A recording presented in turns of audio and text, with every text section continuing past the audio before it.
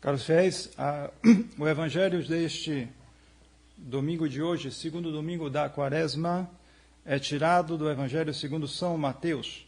Naquele tempo tomou Jesus consigo a Pedro, Tiago, João, seu irmão, e levou-os de parte ao monte muito alto, e transfigurou-se diante deles. Seu rosto resplandeceu como o sol, e suas vestes tornaram-se brancas como a neve. E eis que apareceram Moisés e Elias falando com ele. Então Pedro, tomando a palavra, disse a Jesus: Senhor, bom é estarmos aqui. Se quiserdes, faremos aqui 3 tabernáculos, um para vós, outro para Moisés e o terceiro para Elias.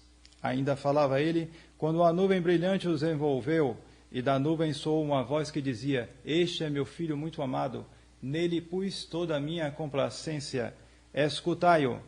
Ouvindo isso, os discípulos caíram com a face em terra e ficaram muito atemorizados. Aproximou-se, porém, Jesus, e tocando-os, disse-lhes: Levantai-vos e não temais. E erguendo ele os olhos, não viram ninguém, senão a Jesus só. Enquanto descia com eles do monte, ordenou-lhe Jesus, dizendo: A ninguém digais o que vistes, até que o Filho do Homem ressuscite dos mortos. Podem sentar-se. Pelo sinal da Santa Cruz, livre-nos Deus, nosso Senhor, dos nossos inimigos, em nome do Pai, e do Filho e do Espírito Santo. Amém. Caros fiéis, agradeço esta oportunidade para falar-lhes mais uma vez, não é a primeira vez que prego aqui no Mosteiro da Santa Cruz, já que nessa semana estive aqui pregando o retiro, e que ainda não terminou, só terminará amanhã, para os monges beneditinos desse mosteiro. E neste domingo de hoje, a Santa Igreja nos propõe este evangelho da transfiguração de Nosso Senhor, e que, portanto, no entanto, ele não deve ser separado. Normalmente há sempre uma relação entre os textos e mesmo entre as orações da liturgia. E nesse domingo, a epístola, né, a leitura é tirada da epístola de São Paulo, apóstolo aos Tessalonicenses. Então, onde está? Uma das relações que nós podemos tirar entre as duas leituras é a seguinte: é que nesta epístola, São Paulo nos dá um mandamento. Podemos chamar isso, já que ele diz aqui: esta é a vontade de Deus. O apóstolo das gentes nos diz, declara, os apóstolos eram infalíveis. E portanto, nós podemos, a Santa Escritura também é infalível, portanto, podemos dar todo o nosso crédito a este mandamento. Esta é a vontade de Deus. E que vontade de Deus é esta? A vossa santificação. E no Evangelho, justamente nós vemos Nosso Senhor, que está para ser crucificado. Alguns dias depois, está próximo o momento onde ele será justamente tão rebaixado, né? Tomará os pecados de todo mundo. E ele já tinha feito o anúncio da sua paixão aos seus discípulos. E eles eram, como nós sabemos, difíceis. Os apóstolos, mesmo os apóstolos que eram os mais próximos de Nosso Senhor, eram difíceis para entender tudo aquilo, sobretudo aquilo que dizia respeito ao sofrimento de Nosso Senhor. Então, Nosso Senhor quis tomar justamente os 3 principais, não só dos apóstolos, mas dos apóstolos ele tomou os 3 principais, que deviam ser também testemunhas da sua agonia no Horto das Oliveiras, pouco tempo depois. Ele tomou, então, esses 3 apóstolos, Tiago, João e Pedro, subiu ao monte muito alto, que a maioria identifica com o Monte Tabor, que é um maciço rochoso de 800 metros de altura, 500 metros, me parece, lá na Palestina, ainda que outros, considerando que Nosso Senhor estava na ocasião devia estar mais para o norte, em Cesareia de Filipe. Então, ele deve ter ido para o Monte Hermon, um monte maior ainda, onde há neves eternas, que tem 1.000 metros de altura. Não sabemos exatamente, mas provável é que seja o Tabor, mas de qualquer maneira, cabe bem aquilo que diz os Salmos, né? O Tabor e o Hermon exultarão em vosso nome. De fato, se foi o Tabor, se foi o Hermon, mas de qualquer modo, eles exultaram no nome do Senhor, já que nosso Senhor se serviu daquilo para a sua grande exaltação. Quis mostrar-se, por um momento, transfigurado. A Vulgata diz transfiguratus est, quer dizer, ele foi transfigurado. Não foi tanto ele que quis se transfigurar, mas o Pai que quis transfigurá-lo. O Pai sempre quis justamente mostrar a glória de seu Filho, mas o Filho, devido aos rebaixamentos que ele tinha que enfrentar aqui, ele velava a sua glória. Deus já tinha dado um pequeno sinal disso no Antigo Testamento, quando Moisés, depois de se entreter no Monte Sinai com Deus, e que era provavelmente um anjo, né, que estava ali fazendo às vezes como mensageiro de Deus para entregar-lhe os mandamentos, quando ele desceu do monte, diz a Escritura que ele não se dava conta direito, mas que os outros se davam conta de que a sua face espalhava raios de luz. E isto de tal maneira que os israelitas não conseguiam olhar para o rosto dele, ficavam até temerosos. O que é aquilo, né? E Moisés teve que pôr um véu para falar melhor, ter condições de falar para os israelitas.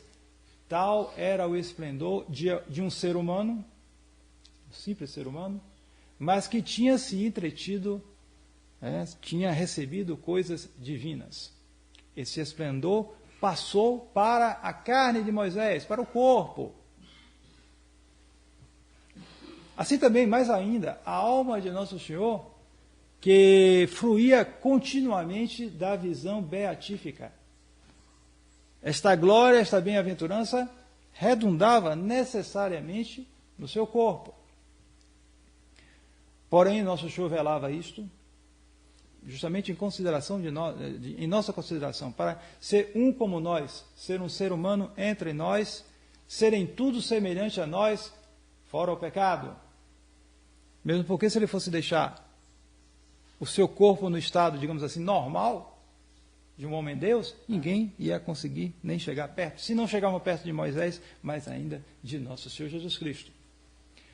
Assim Nosso Senhor quis justamente dar uma exceção, só uma vezinha, uma pequena amostra. Ele quis se mostrar assim aos apóstolos. Ora, nós sabemos que há um episódio, entre outros, mas esse é particularmente interessante, na vida de São João Bosco.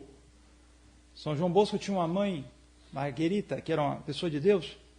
Ela morreu e, em certa ocasião, apareceu a São João Bosco. E São João Bosco pediu para ela, né? Privilegiado como ele era, ele tinha certas iniciativas, certas audácias de santo, e pediu para... Eu queria saber como é uma alma no céu, eu queria um pedacinho, revelar uma coisa. A senhora é feliz lá no céu? Ela disse sim. Então ele pediu a ela para mostrar um pouco, né? Então ela se mostrou um pouco a alegria do céu e a beleza de uma alma no céu. E todo aquele esplendor maravilhoso, ele chegou a ver um pouco a maravilha que era uma alma no céu. Pois bem, também se diz que uma alma em estado de graça é de uma beleza fora do comum. Nossas almas, com fé em Deus, na confiança de Deus, nós confiamos que estejam em graça, pedimos a Nosso Senhor. Essa alma é muito bela. Só que aqui, com o peso de do corpo, das nossas dificuldades, misérias, isso ainda é muito velado, mesmo porque é uma coisa ainda transitória e em meio a perigos, infelizmente, enquanto estamos aqui nessa terra, podemos perder esta beleza. Devemos zelar muito, porque justamente este tesouro, como diz o apóstolo São Paulo, é guardado em vasos de argila, de barro. Pode quebrar fácil. Aqui na terra as coisas são assim. Então, essa transfiguração de Nosso Senhor é uma imagem da nossa transfiguração espiritual. Assim como o Nosso Senhor se mostrou assim de maneira tão bela, assim nós devemos, na nossa vida, nos transfigurar espiritualmente, quer dizer, devemos justamente realizar essa obra de restaurar a condição perdida pelos nossos pais, fazendo germinar, crescer a graça de Deus que nós recebemos no batismo, a fim de que essa semente se transforme na glória do céu. E esse trabalho, toda essa labuta, todo esse esforço, é justamente a santificação, este mandamento que o apóstolo São Paulo nos deu aqui na epístola. E note-se bem que Nosso Senhor quis mostrar isso, esta transfiguração, no monte, numa solidão. O monte é completamente isolado, acho que até hoje ele é isolado, o Tabor. Então ele saiu, se distanciou do burburinho do mundo, dirigiu-se a um monte, um lugar elevado, indicando assim que, e quando ocorreu a transfiguração, outra circunstância importante, Nosso Senhor estava em oração. Os apóstolos não. Começou a rezar, eles sentiram o sono um pouco e foram dormir. Coitados, muito imperfeitos ainda. O mesmo que ocorreu no Jardim das Oliveiras, né? Ficaram com sono, rezou. Ele deve ter rezado alguma coisa, mas rezava, eles não acompanharam. E por isso não viram o momento preciso em que aquilo ocorreu. Quando acordaram, foi com o esplendor magnífico daquela transfiguração. Nosso Senhor quis mostrar assim que essa transfiguração, essa santificação, ela tem lugares e momentos privilegiados. Mais do que isso, ele indica, pelo menos de um modo geral, quais são esses lugares e momentos privilegiados. O lugar é justamente a solidão, quer dizer, o retiro. Quer dizer que todo ser humano, por mais que esteja imbricado nas coisas, envolvido nas coisas do mundo, ele tem que ter algum retiro. Ele não pode ficar ali direto e achar que, justamente, minha santificação é essa, todo mundo e ponto final. Não. Faz parte da vida humana, ou essas paradas, esses retiros, e mesmo, justamente, os monges que já vivem, em grande parte, num retiro, eles fazem um retiro, porque eles sabem que, bem ou mal, com o tempo, eles se acostumam tanto às coisas e é preciso que haja um período mais forte, um período mais concentrado. Isso faz parte da vida do ser humano. Mesmo na vida do mundo, alguém que quer galgar posições no mundo, ele vai ter que ter momentos de concentração. Ele vai ter que ter momentos em que ele vai, talvez até perder noites, estudando ou se preparando para determinado emprego, para determinado concurso, etc, etc. Também, mais ainda, muito mais importante, a nossa santificação depende desses lugares e desses momentos mais privilegiados. Nosso Senhor deu, então, esse exemplo, se transfigurando enquanto orava num lugar de solidão. É verdade que a grande maioria não pode pretender passar a vida toda nesse estado, mas justamente são os lugares privilegiados. Todo católico deve ter esse amor, essa atração por esses lugares e por esses momentos. Se ele não sente essa atração, não é bom sinal. Alguém que diz que, eu gosto... Tem gente que gosta de roça, mas eu gosto de cidade, de movimento, de zoada. Tem alguma coisa errada na sua vida espiritual.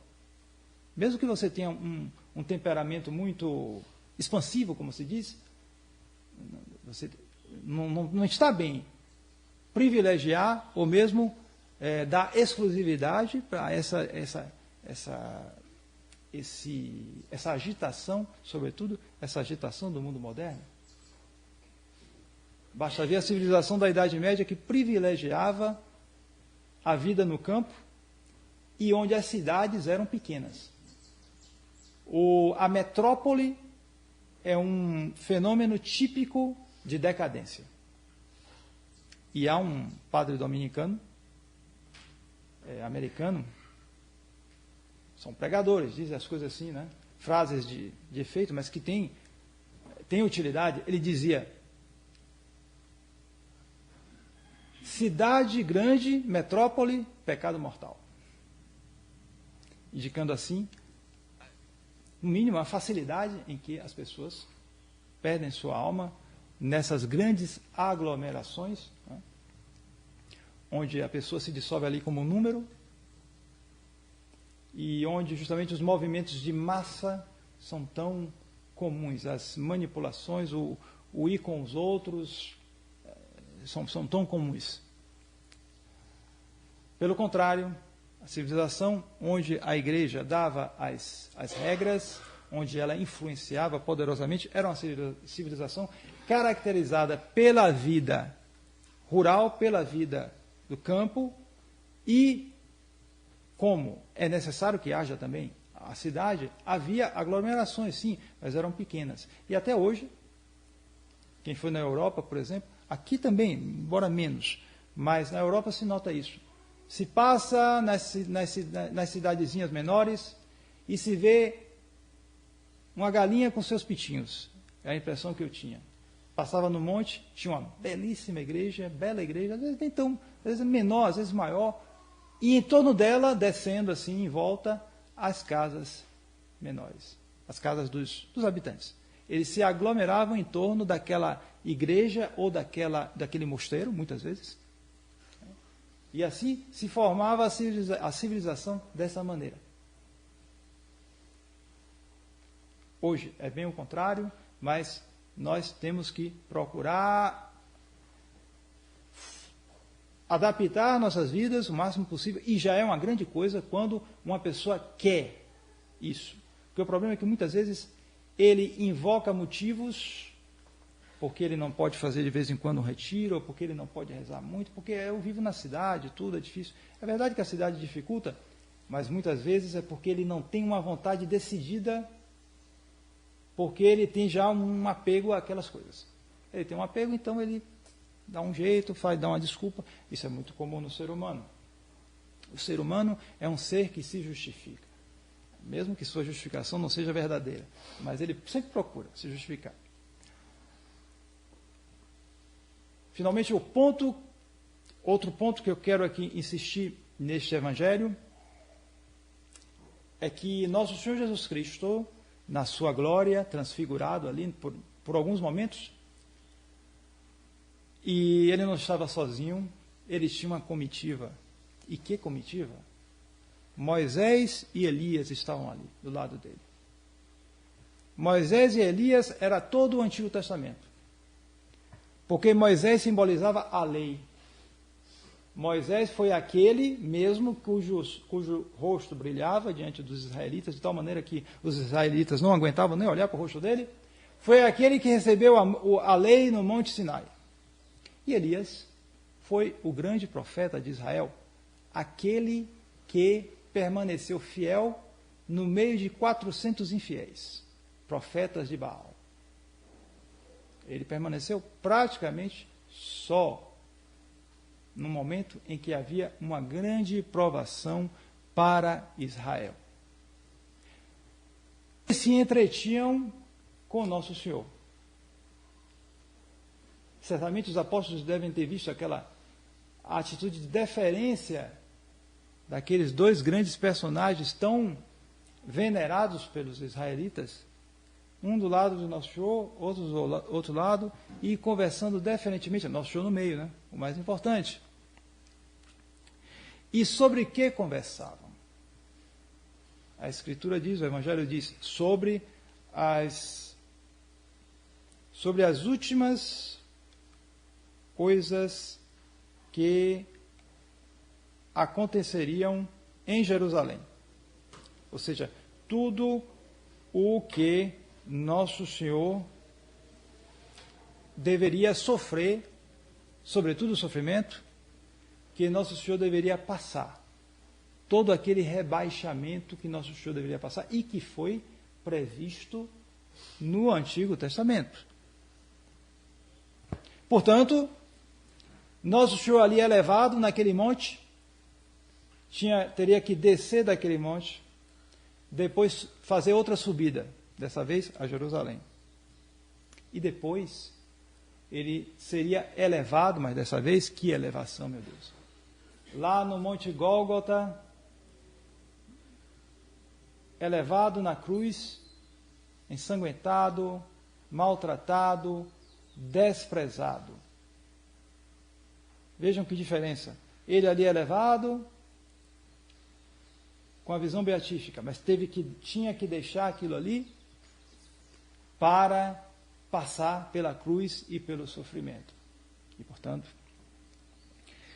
essa santificação, esses momentos privilegiados, não excluem, muito pelo contrário, exigem que nós enfrentemos os sofrimentos da vida, as dificuldades, a perseguição, o isolamento. Não podemos soslayar isso, não podemos disfarçar isso, porque justamente a atitude dos apóstolos foi mais ou menos essa. Não estavam rezando muito, porque já tinham pegado no sono. Quando acordaram e viram aquilo tudo bonito, Moisés, Elias e o mestre lá no meio deles. Mas eles ouviram também a conversa. A conversa era sobre os sofrimentos que Nosso Senhor ia passar. E isso não agradou muito a eles, não deve ter muito agradado. Está tão bom aqui, São Pedro. O que é que São Pedro disse? Está tão bom aqui, ele poderia ter completado, né? Mas para a gente descer aqui, para ir para Jerusalém, para acontecer isso aí que os senhores estão conversando. Não, a gente faz 3 tendas aqui e a gente vai habitar aqui. Eles pensaram que era o céu, mas não era. Essa vontade de antecipar as coisas, de fugir da realidade e de enfrentar as coisas como são. E a terceira coisa que aconteceu aqui, importante, a qual quero chamar a atenção nesse evangelho. Quando ele disse essa bobagem, o próprio evangelho disse que ele não sabia o que ele falava, uma nuvem os envolveu. A nuvem, já no Antigo Testamento, no Êxodo, é o símbolo da divindade. Uma nuvem, uma coluna de nuvem acompanhava o povo de Israel, indicando o caminho. Ela parava de vez em quando ela parava, os filhos de Israel acampavam no caminho do Egito para Israel, né? Para a terra prometida. Então, uma nuvem aparece, símbolo da divindade, envolveu a todos. Nosso Senhor, Elias, Moisés, e uma voz, veio a voz de Deus Pai. Este é o meu filho bem-amado, em que eu pus todas as minhas complacências. Ipsum audite. Ouvi-lo. Ouvir o que ele disse. É preciso ouvir o que ele disse. Ouvir justamente é assentir ao seu ensinamento. Assentir ao seu ensinamento é fazer um ato de fé. E este ato de fé, ele precisa ser confessado. Precisa ser confessado. A fé confessada deve vivificar todos os nossos atos.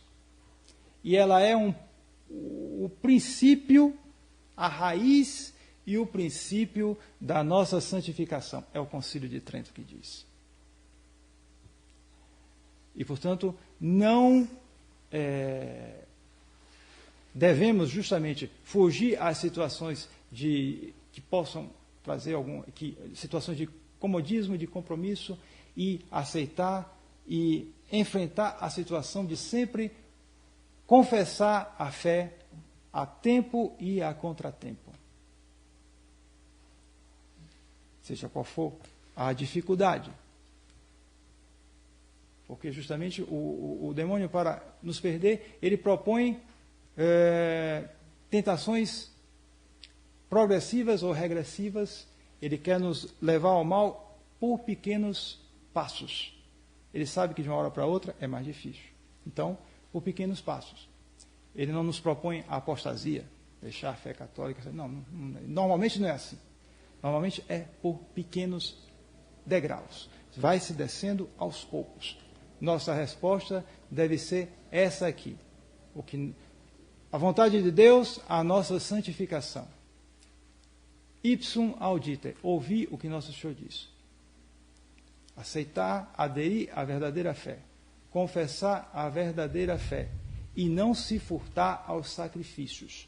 Os sacrifícios que nosso Senhor enfrentou, descendo de onde ele estava, no Monte Tabor, indo a Jerusalém e sendo elevado na cruz. Em nome do Pai, e do Filho, e do Espírito Santo. Amém.